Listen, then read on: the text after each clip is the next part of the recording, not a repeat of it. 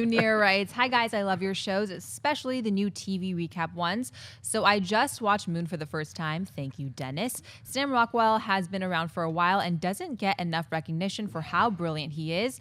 Who are some other actors that you believe deserve to be more of a household name? Thanks." Christian? Nate Parker.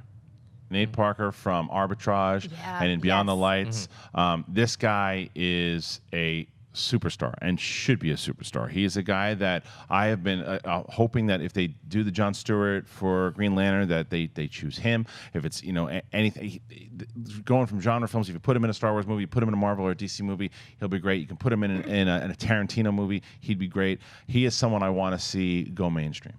Mark, there's always this guy that shows up in movies, and his name is Scoot McNairy, and he always gives a great performance, and he has a variety of roles that he's done in different styles of movies. So I really like him. Then there's an older actor that you probably maybe have heard of, Hal Holbrook. He literally makes me cry every time he's on screen. Doesn't matter what he's playing. Remember every time Water for Elephants. He was in the Water for Elephants movie. He plays old Bob Pattinson in that movie, and he's in it for 5 minutes, and I was weeping both times he's in it. He bookends that movie, and he's just so His good. name is literally Old Bobby Pats in the movie.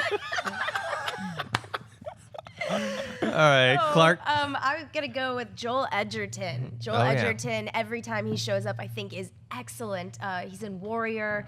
And he's on the cusp right now, yeah, too. He really is. He was just in Black Mass. That might have been the thing that's going to kick him over. But he's so good in The Gift, which came out earlier this year. Directed and wrote it, He did. And I think the thing that kind of keeps Joel Edgerton from being that mainstream famous is that he's a chameleon. He disappears into every single movie that he makes. I never recognized Joel Edgerton. And the other person I wanted to mention who is more of a name, but I don't think she's as big as I would love her to be, is Rose Byrne. I think Rose Byrne is awesome. And she's another Australian chameleon who disappears into everything. But I think she can do drama. I think she can do comedy. I think she can be silly. I think she can sing. I think she can act. I think she's just the best. So I'd love to see both of them be more mainstream. You know who has gone mainstream but not hit superstar status? Two people, actually.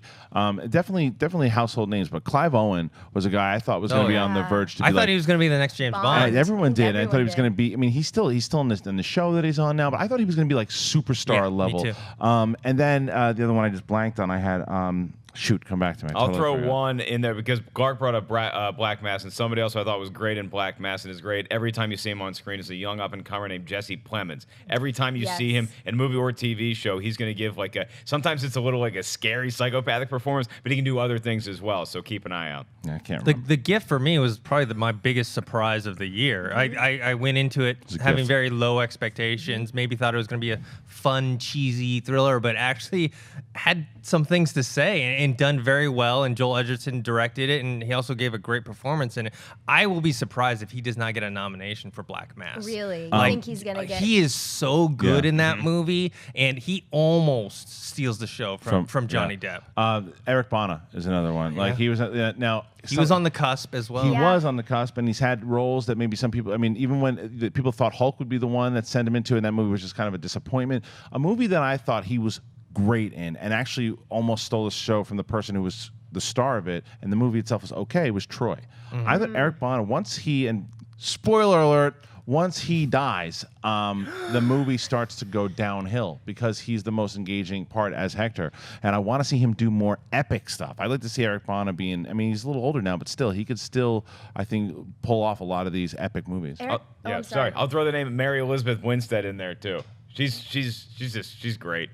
Well, on the Eric Bana topic, he, similar to Hugh Jackman, has this like song and dance background back in Australia. And stand-up comedy, too. Yeah, and comedy. And that's what I wanted to mention is whether or not you like This Is 40 or not, I think he's great in This Is 40. He's a different version of Eric Bana than we had seen before, right? Because he's always that intense, for lack of a better word, hulking presence. But I thought in This Is 40, he was cool and he was funny and he was slightly edgy and it was just different for him. So I'm with you. I love him. I would love to see him do more. What was he in This Is 40? He was the husband. Do you mean Funny People? Yes, Funny People. Sorry, yeah.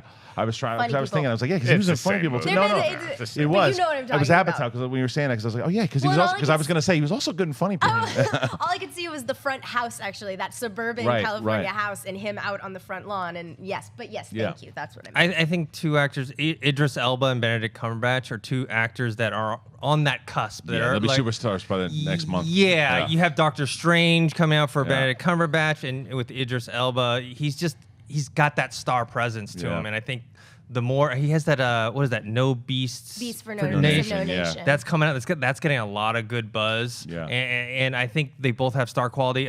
Female side, Alicia Vikander. From Ex Machina and Man from U.N.C.L.E., which I didn't love as much as other people did, but I thought she was great in it. She's electric in everything she does. Another person who's going to be a superstar tomorrow is Rebecca Ferguson. I was just about to say. They just, what was that movie? She just got announced at the movie last night. Oh, yeah. She was in Mission Impossible 5, of course. and then she's in The Snowman with Michael Fassbender. Right. Yeah. All these names you guys are throwing are great. They got a long way to go before they're the next Hal Holbrook.